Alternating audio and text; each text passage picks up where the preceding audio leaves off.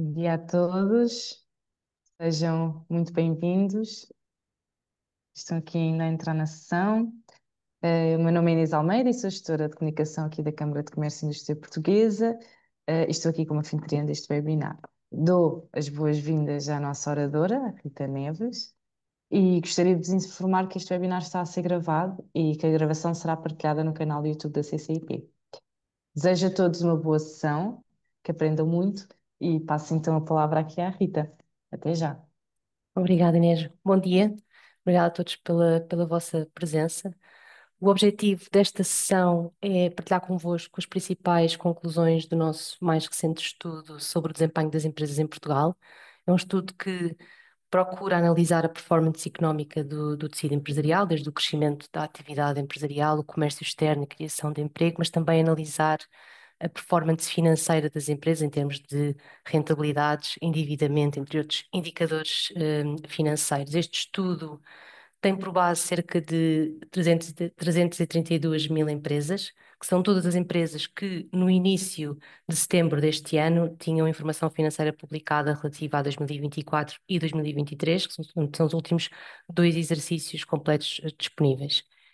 E embora estas 332 mil empresas não sejam a totalidade do nosso tecido empresarial, é uma amostra significativa e representativa, e por isso, também por questões de simplificação, que eu já vou fazer aqui um disclaimer, que vou referir-me a este universo como o tecido empresarial.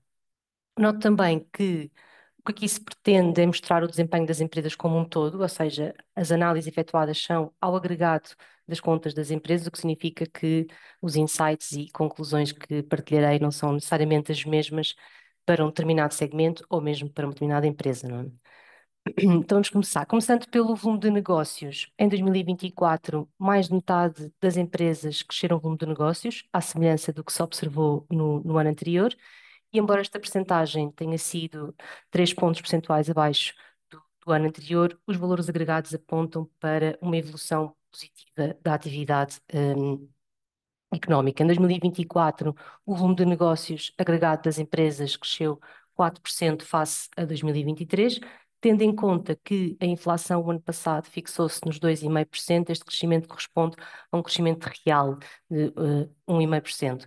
Um resultado significativamente melhor que o que se observou em 2023, em que o crescimento nominal foi mais baixo e a inflação mais acentuada, traduzindo-se aqui também numa taxa de variação real negativa o ano passado.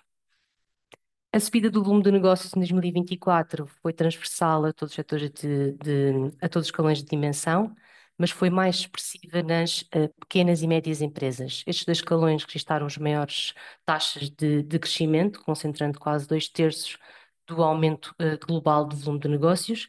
Já as microempresas, com pouco mais de metade das empresas a aumentar a faturação e mais de 1/3 a registrar uma descida neste ano, cresceram no seu conjunto apenas 0,9% do volume de negócios.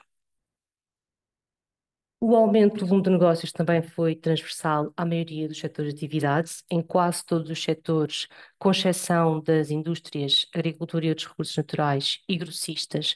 Pelo menos metade das empresas do setor aumentaram a sua faturação face a 2023. Serviços gerais, e aqui estamos a falar de atividades médicas, cabeleireiros, agências de viagens, educação, portanto, entre outras que sejam serviços para o consumidor.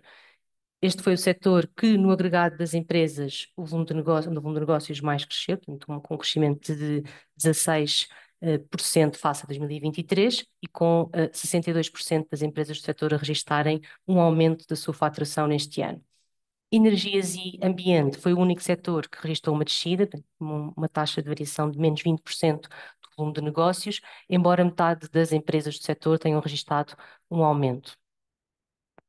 A um nível mais desagregado dos setores, observa-se que os maiores aumentos foram em atividades relacionadas com a saúde, a habitação e o turismo. Estas atividades cresceram mais de 2 dígitos do volume de negócios em 2024, o que reflete não só os crescentes gastos com saúde, mas também a forte procura e valorização do mercado habitacional, aqui com a angariação, avaliação e mediação imobiliária e a construção de edifícios entre as atividades que mais subiram, e também reflete a atratividade de Portugal enquanto destino turístico, com os transportes aéreos e os serviços turísticos também entre estas atividades que mais subiram o volume de negócios.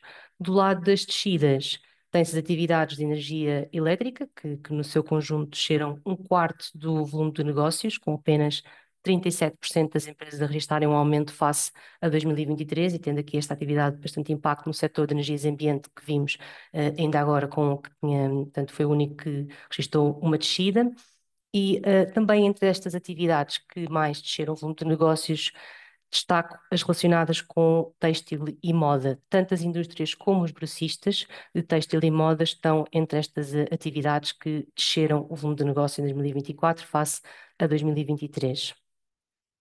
O mercado interno, portanto, representa uma parte muito significativa da faturação das empresas portuguesas e em 2024 o volume de negócios para o mercado interno cresceu 4,5%, um aumento que representa 92% do aumento global do volume de negócios, o que significa que o mercado interno foi de facto o principal motor de crescimento do volume de negócios das empresas neste ano.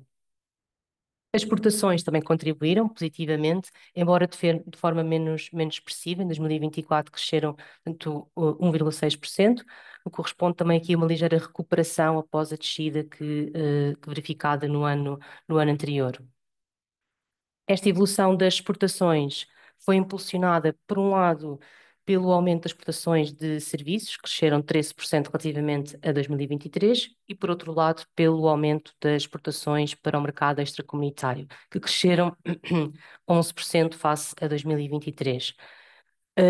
Noto, no entanto, que são as exportações de bens e as exportações para o mercado comunitários continuam a representar a maioria das nossas exportações, quer as exportações de bens, quer as exportações para o mercado comunitário, representam mais de 2/3 das exportações nacionais. Em relação à dimensão das empresas, os maiores crescimentos das exportações verificam-se nas pequenas e médias empresas. As pequenas empresas, no seu conjunto, aumentaram 3,6% as exportações e as médias 5,5%. E é nas empresas também de maior dimensão que se observa uma melhoria face ao desempenho registrado em 2023. O aumento das exportações das empresas de dimensão média foi quase 5 pontos percentuais acima do aumento registado em 2023, e as grandes empresas passaram de uma taxa de variação negativa para um crescimento das exportações, portanto, em 2024. Quanto aos setores exportadores, as indústrias continuam a ser, portanto, o nosso principal setor exportador, concentrando mais de metade das exportações. No entanto, o setor não registou crescimento, apresentando praticamente os mesmos valores de 2023.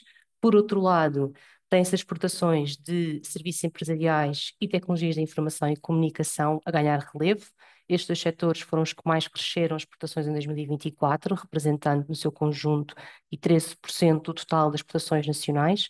As exportações de serviços empresariais verifica-se que aumentaram 17% face a 2023 e as das tecnologias da informação e comunicação aumentaram 10%.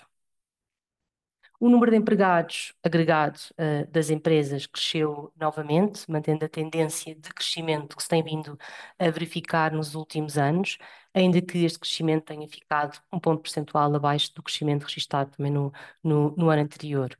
Também à semelhança do ano anterior e dos últimos anos, a maioria das empresas, quase 2/3, manteve o seu número de empregados e apenas 20% registrou um aumento neste indicador.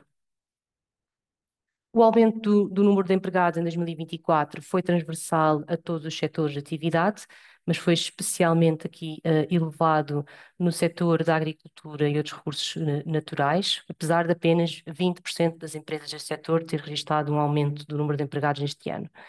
Contudo, foram os setores da construção e retalho os que mais contribuíram para o aumento do emprego. Estes dois setores, em conjunto, representam mais de 1/3 do aumento global do número de empregados.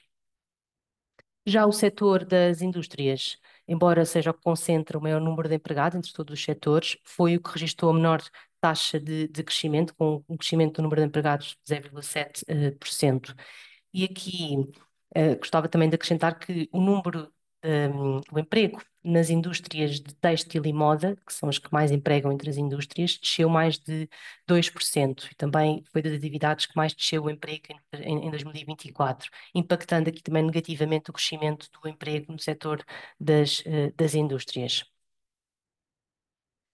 A análise conjunta da evolução do volume de negócios e do número de empregados ajuda a entender que tipo de crescimento as empresas tiveram em 2024. Portanto, cruzando aqui o crescimento do volume de negócios versus o crescimento do número de empregados, percebemos que neste ano temos 14% das empresas em expansão, tivemos 14% das empresas em expansão, conseguiram aumentar quer o volume de negócios, quer o número de empregados.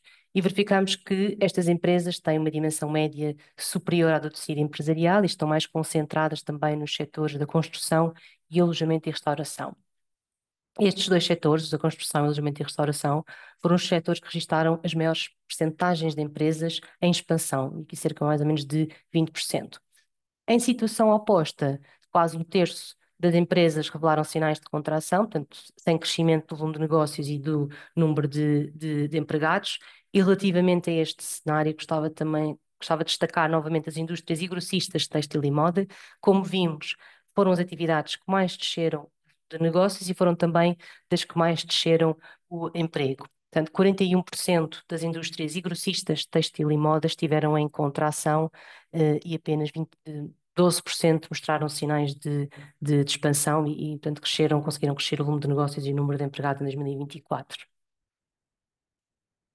Cruzando aqui também a evolução do número de empregados com a evolução dos gastos com o pessoal, percebemos que os gastos com pessoal por empregado aumentaram mais de 6% em 2024, face a 2023, um aumento também superior aos 2,5% da inflação, apesar de ter sido portanto, ligeiramente abaixo do ano anterior. Para este aumento contribuiu a maioria das empresas, 61%, que registaram aqui um aumento dos gastos com pessoal por empregado. Ainda assim, 27% das empresas desceram o gasto médio por empregado este ano. O gasto médio por empregado aumentou em todos os setores de atividade, à exceção do setor da agricultura e dos recursos naturais, que manteve os mesmos valores de 2023.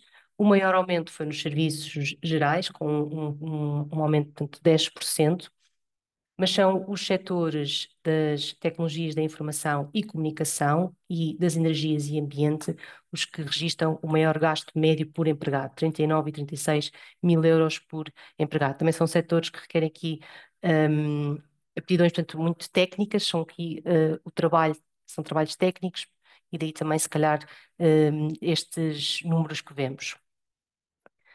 Apesar de como vimos, o volume de negócios ter aumentado em 2024, observa-se uma ligeira redução tanto da margem operacional como da margem líquida. E ainda que tanto o peso das mercadorias vendidas e matérias consumidas no volume de negócios, a rubrica que mais pesa no, os custos operacionais tenha descido, 2 pontos percentuais em 2024, o peso dos gastos com fornecimento de serviços externos e dos gastos com o pessoal no volume de negócios e agregado das empresas aumentou, tendo um impacto negativo na rentabilidade. Naturalmente, a estrutura de custos das empresas varia muito entre atividades e mesmo de empresa para empresa, mas numa análise agregada das empresas, e podemos pensar aqui numa espécie de DR, de demonstração de resultados agregada, verifica-se uma ligeira deterioração da margem operacional, que depois também tem impacto na margem líquida de 2024. A evolução da margem líquida, portanto, o resultado líquido agregado das empresas em percentagem do volume de negócios, foi diferente entre escalões de dimensão. Apesar da margem ser maior nos escalões de menor dimensão, as microempresas são as que, no seu conjunto, mais desceram a margem líquida face a 2023. O retorno do capital próprio foi de quase 10%, ou seja, por cada 100 euros do total de capital investido pelos sócios e acionistas, as empresas no seu conjunto registaram um lucro aproximadamente de 10 euros, um valor também muito próximo do observado em 2023. Como é expectável, a eficiência do uso do capital próprio difere de empresa para empresa e também entre atividades. A construção foi o setor que, no conjunto das empresas, registrou a maior rentabilidade do capital próprio, portanto, 13%, e foi também um dos setores que mais aumentou este indicador. A agricultura e outros recursos naturais e os transportes foram os setores que registaram as menores rentabilidades do capital próprio, ambas com 6,8%. Agora, é importante olhar não só para a evolução, portanto, da atividade empresarial e não só para a rentabilidade das empresas, mas também para a sua solidez financeira. E apesar da ligeira descida da rentabilidade, como vimos, as empresas no seu conjunto apresentam uma melhoria na sua estrutura financeira. A autonomia financeira global foi de 48%, mais 2 pontos percentuais face a 2023, o que indica que no seu conjunto as empresas têm uma menor dependência de capitais alheios. O nível de endividamento desceu 2 pontos percentuais para os 24%, confirmando também esta melhoria da estabilidade e aqui há alguma também redução do risco financeiro por parte das empresas. Desta forma, a capacidade de solvência das empresas melhorou. O rácio de solvabilidade foi de 92% em 2024, tendo aqui aumentado 4 pontos percentuais face ao ano anterior. Esta subida sugere uma maior solidez financeira, já que significa que o capital próprio está quase ao mesmo nível que o passivo agregado das empresas, portanto, aqui ao nível da dívida. E olhando para o fundo de maneio, as empresas no seu conjunto apresentam também uma maior capacidade de pagar as suas dívidas. O rácio de liquidez geral foi de 1,5, o que sugere que por cada, portanto, 100 euros de dívida de curto prazo, as empresas no seu conjunto possuem 150 euros de ativo corrente, inventários, conta de clientes, caixas e depósitos, portanto, indicando uma posição aqui, de liquidez relativamente saudável. Adicionalmente, e olhando para o nosso indicador de resiliência financeira, é um indicador que avalia a capacidade de uma empresa enfrentar um choque excepcional e não previsto, com impacto significativo no seu processo produtivo e comercial, comparando essa mesma capacidade da empresa com as suas congêneres, verificamos que mais de metade das empresas apresentaram um nível de resiliência financeiro elevado ou médio alto. Então, estamos a falar aqui de 55% das empresas com bons níveis de resiliência financeira. E esta maioria observa-se em todos os escalões de dimensão, sendo que quanto maior a dimensão, maior a percentagem de empresas com bons níveis de resiliência. E chega assim ao final da apresentação, resumindo. Em 2024, a faturação e o número de empregados agregado das empresas aumentaram, sobretudo nas pequenas empresas, que registaram as maiores taxas de crescimento, quer do volume de negócios, quer do número de empregados.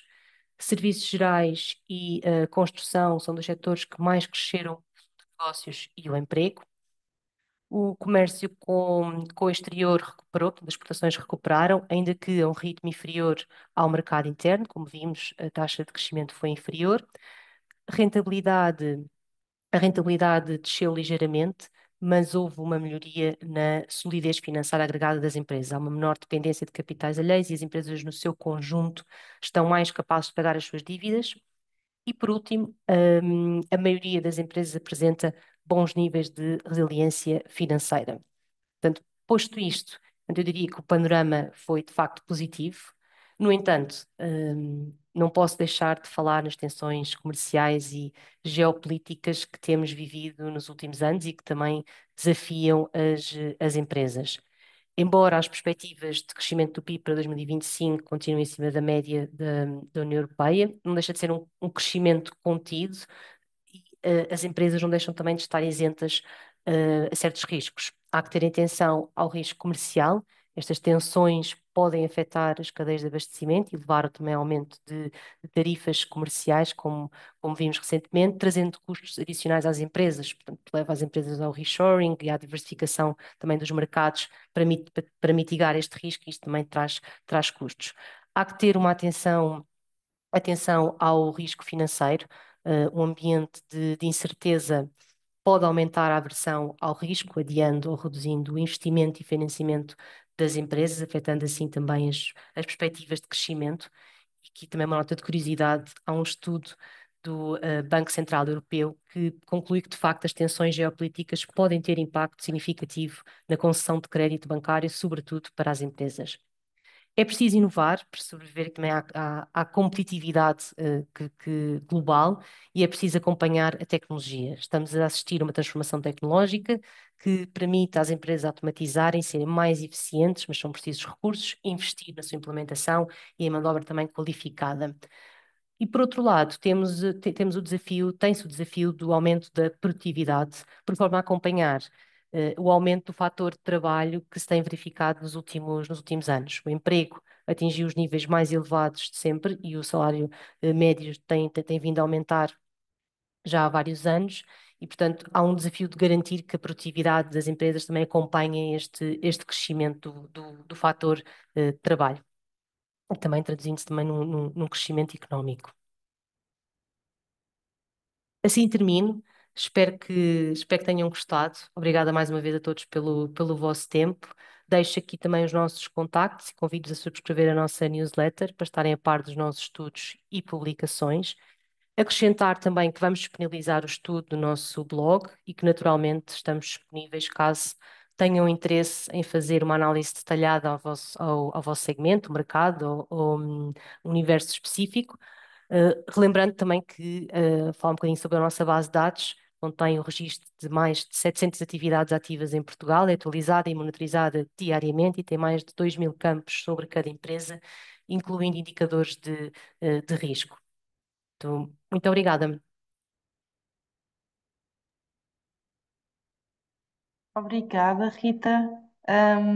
Estava a ver aqui só, antes de encerrarmos aqui a sessão, umas perguntas sobre se a apresentação está gravada. Sim, ela está gravada e vai ficar Sim. disponível aqui no canal do YouTube, da CCIP. Eu enviarei, esta gravação, o link desta gravação, bem como, a apresentação da Rita e o estudo, Uhum. por e-mail a todos os que autorizaram receber comunicação por parte da CCIP. Caso não se lembrem se deram esse consentimento ou não o tenham dado de todo, podem sempre pedir-me esta informação e qualquer outra, a partir do e-mail martin@ccip.pt. Eu deixei aí no chat no início da conversa. Um, por isso, acho que está aqui também os contactos aqui da Rita e da InformaDB, caso tenham Sim, perguntas, porque as perguntas às vezes são um bocadinho muito específicas e sim. Estou a ver agora, desculpa interromper, Inês, não estava só faz aqui a ver mal. uma pergunta da Joana a perguntar, Joana Carneiro, como podemos saber os dados do nosso setor específico. Eu convidaria a falar connosco, entrar em contato connosco para vermos também, percebemos qual é o setor e o segmento, e como é que podemos fazer essa análise. Muito obrigada. Pronto. Muito obrigada a todos que ficaram aí desse lado. Espero que tenham gostado.